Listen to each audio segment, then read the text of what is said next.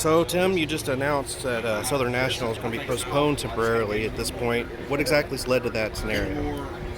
Well, the tire shortages was the number one reason. It was an additional race for our schedule this year, and of course the added on races are the first ones to be affected. So we certainly were hoping that materials and manpower and everything associated with tire shortages will go away soon, and we can continue on with our normalcy as we like to think of it. But for now, we're going to postpone that event.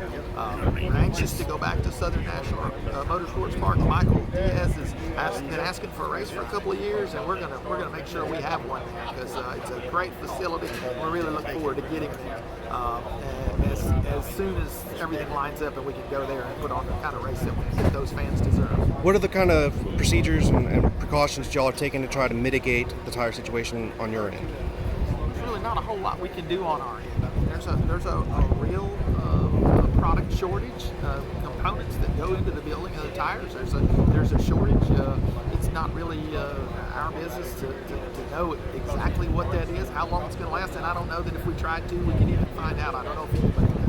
Right. We know it's real, and I think at this stage in the game, the fact that we're limited tires in some of these races and possibly postponing some races will keep us racing throughout the season, so we don't have to interrupt racing totally. And I think it's rational to some degree, and I think that if everyone will cooperate in that program, then we'll get to where we need to be. And finally, with this postponement, is there already talks in place about when you could fit it in later on in the schedule, if at all? We're looking at the later parts of the season to see if we can find a gap in the schedule. There's a lot of moving pieces in short track racing right now. And everybody involved, including Michael Diaz and the sponsors of the race, they're all on board with trying to do the right thing.